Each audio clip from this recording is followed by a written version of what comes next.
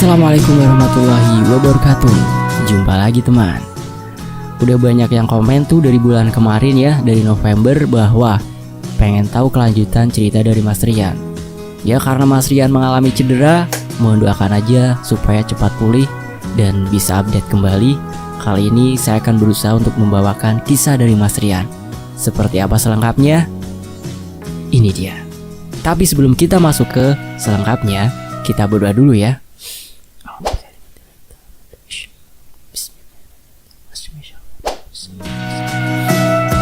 Allahumma sholli ala Sayyidina Muhammad sallallahu alaihi wasallam.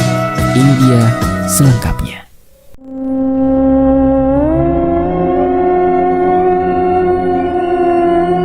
Aku mengetuk pintu rumah sambil kuucapkan salam. Dan sosok wanita menjawab salamku dari dalam. Ya, istri kakakku membukakan pintu untukku dan Via. Sesuatu aneh terlihat saat pertama kali istri kakakku membuka pintu. Dari arah ruang tengah terlihat ada sebuah bayangan hitam besar dengan rambut panjang menjuntai hingga lantai. Rian, tumben kesini. Kan katanya udah kerja di Wonosobo.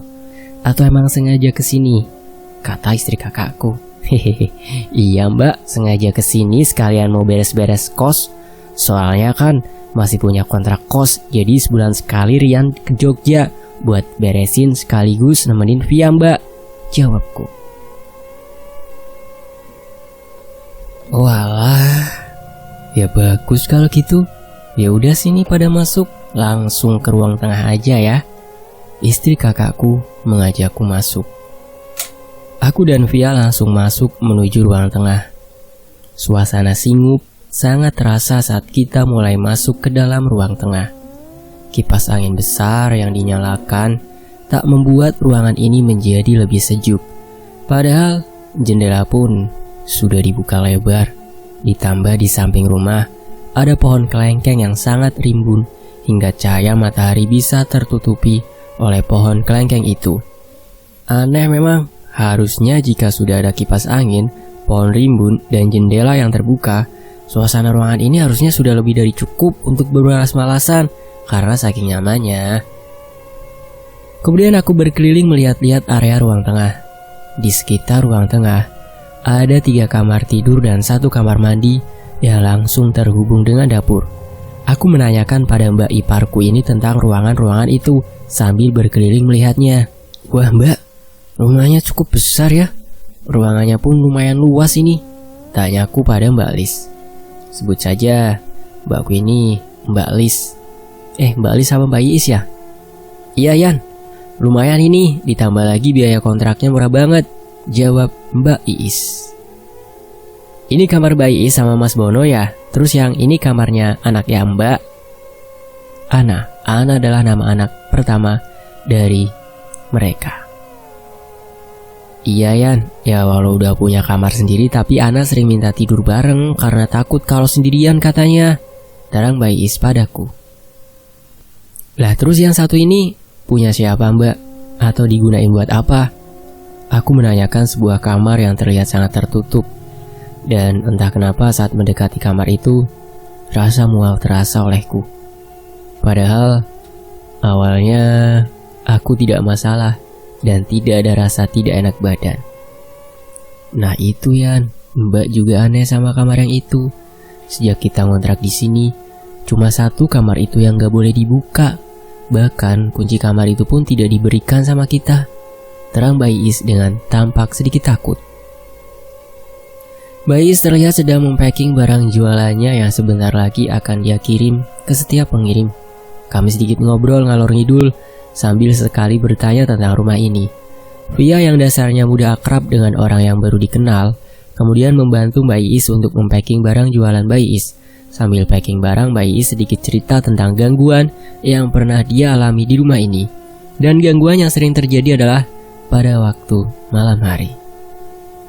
Suatu ketika saat malam hari sekitar pukul 9 malam, Mas Bono harus pergi keluar karena ada urusan balapan mini 4-wheel drive-nya tuh Tamiya. Dan terpaksa Mbak Iis harus tinggal sendiri di rumah bersama Ana dan Syaka, kedua anaknya. Saat mereka akan berangkat tidur, tiba-tiba dari arah ruang tamu yang di sana terdapat 2 buah etalase berisi perlengkapan mini Wildlife Tamiya milik Mas Bono dan beberapa barang dagangan yang ready milik Bayis. Dari dalam kamar, Bayis yang sedang mencoba menidurkan Shaka tiba-tiba mendengar suara srek, srek. Terdengar seperti suara lemari etalase yang sedang dibuka dan ditutup secara berulang-ulang. Mas Bono udah balik ya? Ucap Bayis dari dalam kamar. Suara besar dan berat terdengar dari luar. Bayis merasa sedikit lega dengan jawaban, tapi setelah dia pikir ulang, ternyata suara yang tadi dia dengar bukanlah suara dari suaminya, yaitu Mas Bono. Dan karena hatinya semakin tidak karuan, Bayis berinisiatif buat menelpon Mas Bono untuk memastikan. Dan setelah berteleponan dengan Mas Bono, ternyata Mas Bono masih berada di Sleman, atau lebih tepatnya sedang berada di Hartono Mall mengikuti kompetisi. Dengan hati yang sudah tidak karuan, Bayis langsung keluar dari kamar dan rumah, mengajak Ana yang sudah tertidur pulas dan terpaksa membangunkannya, sedangkan Shaka langsung dia gendong. Memang terdengar menyeramkan kalau kita dihadapkan dalam posisi seperti Bayis tadi.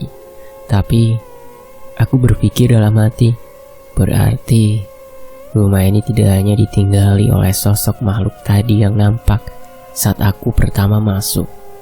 Soalnya aku lihat tadi adalah sosok bayangan wanita berwarna hitam dan besar. Sedangkan yang mengganggu Bayis pada malam hari suara sosok laki-laki yang besar dan berat. Dan saat aku sedang mendengar cerita dari Bayis, aku diperlihatkan dari arah kamar mandi. Ada sesosok anak kecil berwarna hitam dengan badan dipenuhi rambut di sekujur tubuhnya dan dengan mata berwarna merah. Sosok itu berlari girang seperti seorang anak kecil yang usai bermain air di kamar mandi. Sosok itu berlari ke arah dapur yang di sana pun ada pintu keluar. Gerakan dari sosok anak itu ternyata tak hanya disadari olehku saja. Via yang sedang membantu Bayis packing pun sampai menengok ke arah kamar mandi, seolah dia tahu ada gerakan. Kenapa dek? Kok mukanya aneh gitu? Tanyaku pada Via. Enggak apa-apa mas, cuma tadi aku ngerasa ada sesuatu gerak di sana, jawab Via padaku. Tenang aja Den mas, mereka tidak akan mengganggu keluarga ini. Mereka hanya suka ada tetangga baru yang tinggal bersama mereka. Tadi sangka Adi Wilogo ternyata ada di sini mengikuti kita. Iya, tenang aja, mereka gak bakal ganggu yang diceritakan mbakmu tadi. Karena keluarga mereka atau sosok hitam itu penasaran saja dengan barang yang dimiliki keluarga kakakmu, tambah Aruna menerangkan. Oh, jadi mereka gratil ya, suka pegang-pegang barang yang bukan miliknya. Kayak kamu ya Aruna, hihihi, jawabku di dalam hati. Lah dijelasin kok malah jawabannya bikin kesel. Awas saja kalau suatu saat butuh bantuan aku malas bantuin.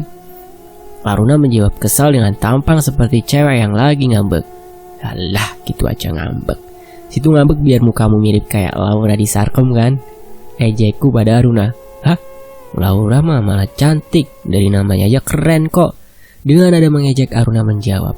Laura itu ya adalah lanang Laura Wadonora alias bencis. Terangku sambil menirukan gaya seorang bencis.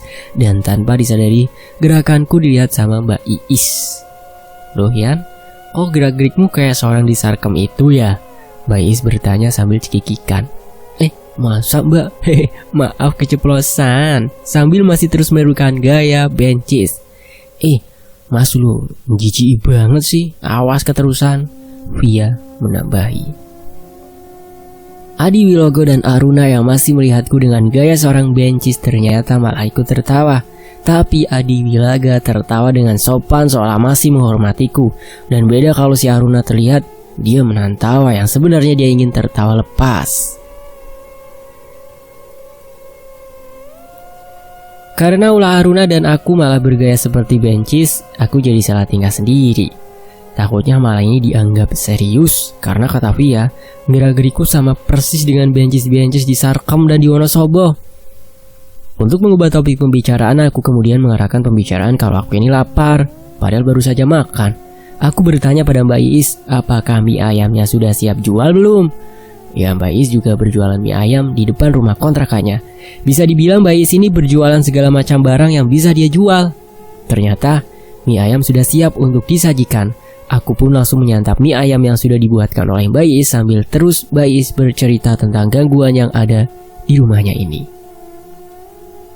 Aku pun menerangkan apa yang sebenarnya terjadi di rumah ini sesuai apa yang dikatakan sama Adi Wilaga dan Aruna tadi, bahwa di rumah ini ada satu keluarga dari Om Wowo, Black Giant, yang sebenarnya senang dengan keberadaan keluarga Mas Bono, dan mereka hanya ingin tahu saja dengan apa benda-benda yang ada di rumah. Nah, ruangan kamar yang tak boleh dibuka itu mungkin adalah tempat dari keluarga Om Wowo itu, dan ada kemungkinan si pemilik rumah sudah tahu, dan cara itu adalah supaya keluarga Om Wowo juga nggak terganggu. Aku hanya berpesan pada Mbak Iis untuk tidak takut saat ada aktivitas di malam hari, karena sebenarnya Om Wowo ini tidak berniat untuk mengganggu, dan mungkin hanya karena waktunya yang kurang tepat karena Mbak Iis belum tertidur dan merasa terganggu. Aku katakan pada Mbak Iis, kalau nanti ada suara lagi bilang saja. Lihatnya nanti saja kalau kita sudah pada tidur ya, tidak apa-apa, tapi tolong jangan ganggu kami yang mau tidur. Aku ucapkan seperti itu pada Mbak Iis, supaya dia tidak takut lagi saat ditinggal Mas Bono di malam hari. Singkat cerita, hari sudah semakin sore. Kita pun berpamitan untuk pulang ke kos untuk beristirahat. Sesampainya di kos sekitar pukul 3 sore. Di sana Via masih bersamaku. Dek, Mas tak tidur sebentar ya. Mas rasanya capek banget. Nanti jam 3:30 tolong Mas dibangunin buat sholat asar, pintaku pada Via. Iya Mas, itu kalau mau tidur. Aku mau beresin barang-barangmu bentar. Hampir sebulan gak diurus sudah kayak gudang aja. Biar besok pas pulang ke rumah sekalian dibawa, ucap Via sambil ngeberesin barangku di lemari. Tak lama setelah aku berbicara pada Via, aku pun terlelap dalam tidurku. Aku merasakan seperti ada yang menjilati jari-jariku. Sebuah lidah kecil dengan tekstur sedikit kasar terus menjilati jariku. Aku perlahan membuka mataku dan langsung melirik ke arah tangan kiriku. Terlihat kucingku bernama Moe sedang mencilati jariku. Melihatku yang sudah membuka mata, Moe berjalan mendekat ke arah wajahku, lalu dia menyandarkan tubuhnya di mukaku sambil mengeluarkan suara dengusan khas kucing. Bulunya yang sangat tebal berwarna putih kecoklatan membuatku terganggu karena kesulitan bernafas. Aku bangun dari posisiku berbaring. Moe terlihat mengeong dan melihat ke arahku. Moe berjalan turun dari ranjang. Iya, ranjang. Aku terbangun, bukan lagi berada di kosku. Ruangan yang aku lihat kali ini adalah ruangan kamarku di Wonosobo. Terlihat suasana di luar kamar sangat cerah, namun sangat sepi. Moe berjalan keluar kamar sambil terus mengeong dan sesekali kembali ke kamarku sambil terus melihatku seolah dia ingin mengajakku ke suatu tempat. Aku bangun dari ranjang dan berjalan keluar kamar. Terlihat suasana yang sangat berbeda dari rumahku yang sebenarnya. Tembok bercat putih dengan beberapa ornamen berwarna emas terlihat menghiasi rumahku ini. Moe terus mengeong seolah akan menyadarkanku yang sedang terpaku melihat keindahan rumahku ini. Moe berjalan mendekat ke arahku dan kali ini dia menggigit bagian bawah celana panjangku sambil menarik pertanda dia memintaku untuk segera mengikutinya. Aku pun berjalan mengikuti kemana kucingku ini pergi. Tubuh kempal ditambah bulu yang sangat lebat membuatnya terlihat lucu saat berjalan. Moe menggiringku untuk berjalan keluar rumah. Dari dalam rumah, aku sudah bisa melihat dari jendela. Sepertinya ada seseorang duduk di teras sambil menghadap ke depan. Moe terus berjalan mengarah ke seseorang yang duduk di teras itu. Aku belum sampai di luar rumah sehingga aku masih belum tahu siapa sebenarnya orang yang berada di luar sana. Moe terus berjalan mendekat ke arahnya, dan setelah sampai dia melompat ke arah paha orang tersebut. Sosok itu pun menyambut Moe dan mempersilahkan duduk di pangkuannya. Setelah aku sampai di teras dan melihat seseorang itu, orang yang sudah aku kenal, orang yang sangat aku rindukan setelah beberapa lama tidak ketemu, seorang wanita yang sangat kalem dengan wajah yang selalu ramah. Saat melihatku, kali ini aku bisa bertemu lagi. Gaya pakaiannya masih sama seperti saat aku melihatnya. Terlihat wajahnya tersenyum padaku. Sini, duduk di sebelah. Dengan mempersilahkan aku duduk, tangannya memberi kode. Karena saking senengnya, aku hanya bisa terpaku melihatnya hadir lagi di sini. Loh, kok malah ngelamun? Sudah, sini duduk. Kedua kalinya, dia mempersilahkan. Aku pun menuruti apa yang dia perintahkan. Rasa kangen yang sudah lama aku rasakan perlahan mulai terobati. Melihat wajahnya tersenyum ramah membuatku merasa nyaman dan melupakan hal-hal yang kuinginkan, termasuk bertemu dengan Shinta. Piye kabar mulai? Kerjone wis betah toh? Tanya nenek padaku. Ya, aku bertemu lagi dengan nenek setelah sekian lama tak bertemu. Oh ya, bagi kalian kenapa aku memanggil beliau nenek, ya sebenarnya hanya diceritain aja. Nenekku lebih suka dipanggil Mbah Putri, tapi kalau ditulis di sini nanti terlalu panjang panggilannya. Alhamdulillah Mbah, Rian lumayan betah kerja teng SMP, jawabku pada nenek. Yo, alhamdulillah nek koyo ngono le. Lah rencanamu arep rabi kuwi kapan? Ojo kesuwen. Umpama gandeng wong wedok kuwi ora apik. Nenek bertanya tentang pernikahanku sambil membelai kucingku, Moe. Waduh Mbah, Rian dereng wantun, tapi Rian masih nabung kangge rabi kalih Via. Jawabku sedikit sungkan pada nenek. Yo apik nek ngono, tapi nek bisa ya sak cepete. Melas Via lan keluargane umpama kon nunggu kesuwen, mesti dadi omongan tanggane. Nenek memberi saran padaku untuk segera menikah. Tapi Mbah, gaji pun Rian sekedhik sangat. Umpami ditabung setahun paling namung ngasal gangsal yuto. Rian sih sampun sanjang kali ibu umpama ajeng rabi, saumpama sampun enten arto nggih tumbas mas kimpoy nggih minimal 10 yuto Mbah. Terangku pada nenek. Lah saiki kowe wis oleh tabungan piro le? Yo ki endang dikumpulke. Nenek menanyakan tabunganku. Hehe. Dereng kekumpul Mbah. Lah wong telas nggih tumbas bensin kalempane moek niku. Jawabku sambil tersenyum. Nenek hanya tersenyum mendengar pengakuanku yang memiliki cita-cita untuk menikah dengan Via, namun belum memiliki uang tabungan. Nenek juga tak henti-hentinya membelai bulu lebat Moe yang sedang meringkuk di pangkuan nenek. Sambil terus membelai Moe, nenek terus menasihatiku tentang berbagai hal, termasuk pekerjaanku. Kata beliau, jika kerjaanku memang terlalu sedikit penghasilannya, lebih baik pindah saja ke tempat yang lebih menjanjikan lagi untuk pendapatannya. Hal itu membuatku berpikir lagi. Di lain memang aku membutuhkan uang untuk modal menikah, tapi aku masih betah bekerja di tempat kerjaku yang hampir 1 tahun aku di sana. Aku pun bicara pada nenek untuk memikirkan dulu. Melihat nenek membelai Moe terlihat sangat akrab sekali. Padahal Moe aku beli setelah hampir ada 3 tahun, mungkin setelah kepergian nenek. Dan Moe juga bukan tipe kucing yang gampang akrab dengan orang baru. Aku sempat menanyakan pada nenek, kenapa bisa Moe akrab pada nenek, padahal baru saja kenal. Tapi nenek hanya tersenyum santai sambil berkata, jajal wae sesuk rek kowe wis mulih, takok wae karo Mbok Lasmi.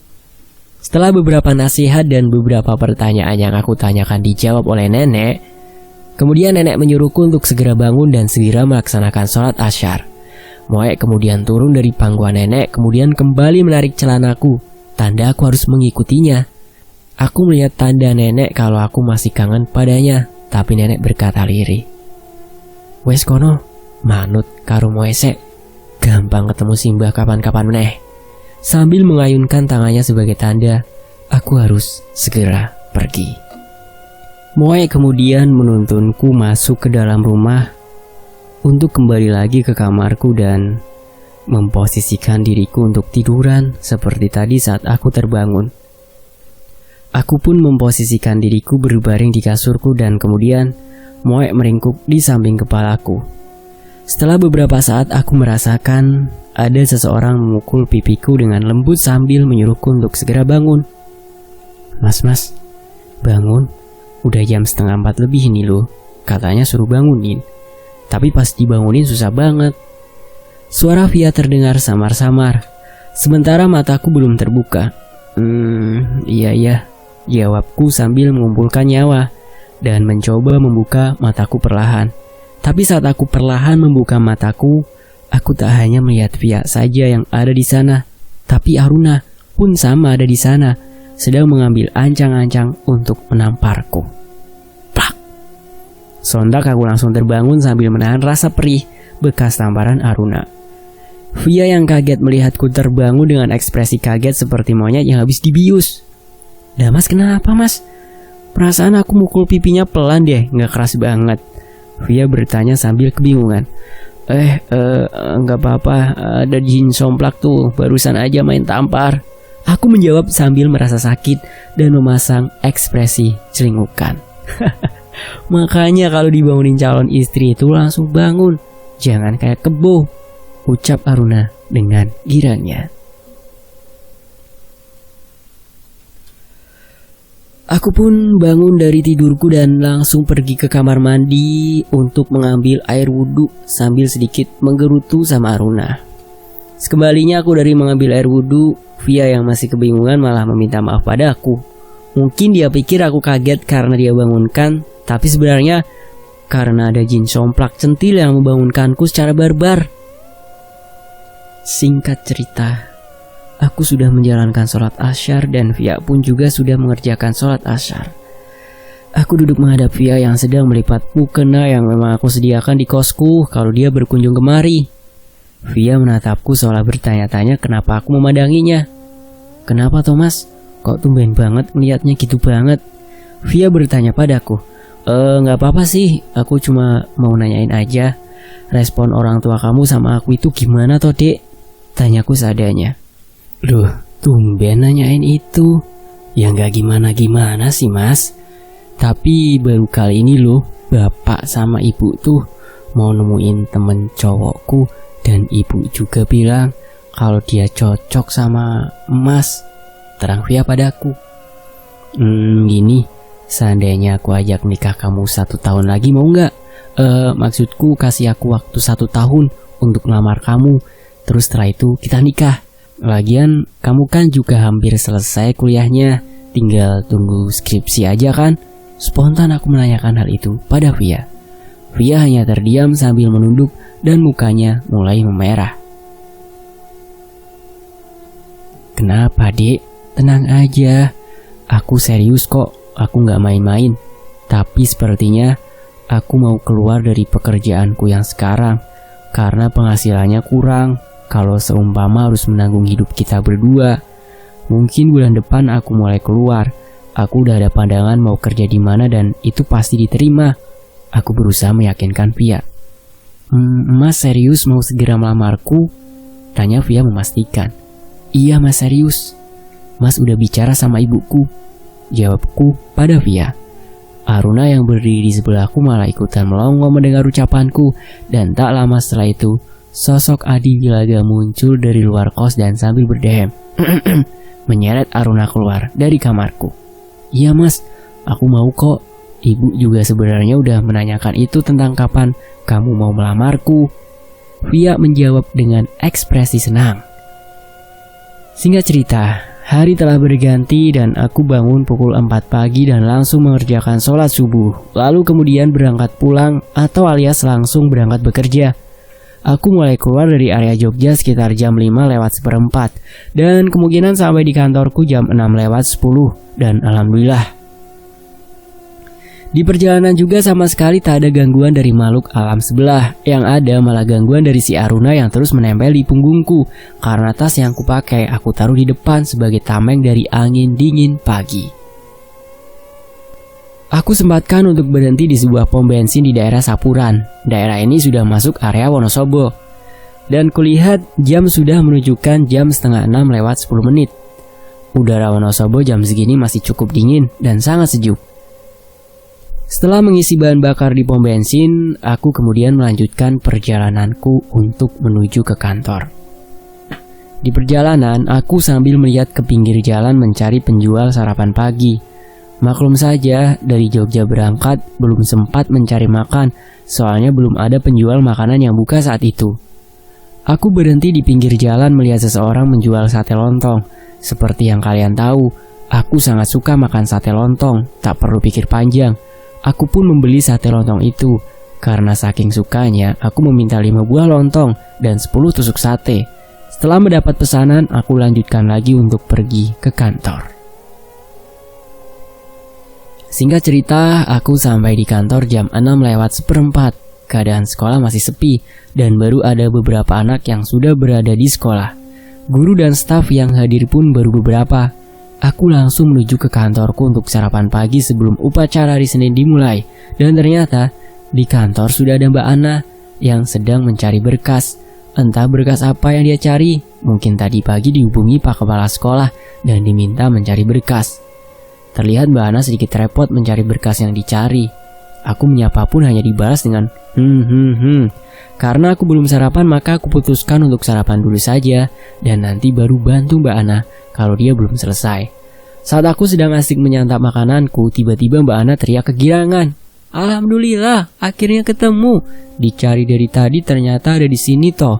Kenapa nggak bilang sih kalau kamu ada di sini? Mbak Ana bicara seolah sedang memarahi berkas yang dia cari. Cari apa toh Mbak? Kok rasanya sibuk bener? Tanyaku penasaran. Udah kamu gak usah tahu. Ini tak kasih ke meja capsek dulu. Bisa bahaya nanti kalau belum sampai di sana. Mbak Ana menjawab sambil berlalu keluar ruangan. Tak lama setelah itu, Mbak Ana kembali dengan ekspresi leganya dan tak henti-hentinya mengucap syukur karena datanya sudah ketemu dan sudah diserahkan. Entah berkas apa itu, aku tak tahu karena aku bertanya pun tak diberitahu. Lalu aku mencoba rasan-rasan alias meminta pendapat sama Mbak Ana tentang rencanaku yang akan keluar dari pekerjaan ini. Mbak, seumpama saya keluar dari sini, menurut Mbak Ana gimana? Aku memulai meminta pendapat. Lah emang kenapa Yan? Bukannya udah enak kerjanya ya cuma seperti itu saja? Apa ada faktor lain? Tanya Mbak Ana menggali ucapanku. Ya enak sih Mbak, tapi penghasilannya ini loh Mbak. Ucapku sedikit tertunduk sambil makan. Oh aku tahu nih, kamu pasti udah mau menikah ya. Ya emang sih, kamu sebagai lelaki kalau gajinya seperti ini, apalagi kita ini tenaga honorer, ya emang gak cukup sih. Mbak Ana merespon seolah sudah paham apa yang menjadi masalahku. Nah itu Mbak, dan aku punya target 1 tahun ke depan harus sudah menikah Mbak. Jawabku pada Mbak Ana. Ya gak apa-apa sih Yan, tapi coba nanti kamu bicara sama guru BK biar enak dapat sarannya. Udah yuk sekarang siap-siap dulu upacara. Mbak Ana memintaku untuk cepat menyelesaikan makananku. Singkat cerita, setelah selesai upacara hari Senin, perutku tiba-tiba terasa sangat mules. Mungkin karena aku terlalu banyak makan sate lontong tadi. Aku pun pergi ke perpustakaan untuk membuang hajat di sana. Ya maklum saja, WC yang dekat dengan kantorku hanya WC yang ada di perpustakaan. Aku pun pergi ke perpustakaan dan di sana aku bertemu dengan Mbak Andri. Aku meminta izin padanya untuk menggunakan kamar mandi yang berada di sana. Dia pun mengizinkan dengan syarat aku membuang hajat sambil disemprotkan pengharum ruangan. Katanya biar bau dari kamar mandi tidak keluar sampai ke bagian utama perpustakaan. Emang ada-ada aja sih, tapi aku menurut saja dengan apa yang diminta. Daripada aku tak bisa buang hajat dan keburu keluar di celana, malah makin repot aja. Saat aku berada di dalam kamar mandi dan sedang berfokus mengeluarkan tenaga dalam, suara Mbak Andri dari luar membuyarkan konsentrasiku saat mengeluarkan tenaga dalam. Yan, Mbak Andri tinggal sebentar ya. Nanti kalau ada orang mau pinjam buku suruh balik lagi aja ntar waktu istirahat pertama. Mbak Andri bicara dari luar WC. Aduh, iya ya Mbak, nanti aku bilangin kalau aku udah kelar. Sambil ngos-ngosan aku menjawab. Tak berselang lama, setelah Mbak Andri keluar dari perpustakaan, terlihat dari suaranya semakin menjauh. Aku samar-samar mendengar ada suara gemerincing kunci, entah dari mana asalnya. Tapi yang aku tahu di ruangan perpustakaan ada Mbak Andri saja. Kalaupun ada seseorang yang masuk, pasti terdengar suaranya. Suara gemerincing kunci itu semakin jelas ku dengar. Yang anehnya, ditambah lagi dengan ada harum wangi khas bunga kantil atau melati tercium sangat menyengat. Aku yang merasa tak nyaman dengan keadaan seperti ini memutuskan untuk mengusaikan kegiatanku mengeluarkan tenaga dalam. Ya, walau baru setengah yang keluar. Saat aku keluar dan perlahan membuka pintu, tiba-tiba aku melihat. Kira-kira Mas Rian melihat apa ya? Cari tahu di bagian berikutnya. Saya pamit undur diri ya teman-teman. Sampai jumpa di bagian berikutnya. Tetap di Fakta Sejarah. Terima kasih Mas Rian. Terima kasih teman-teman.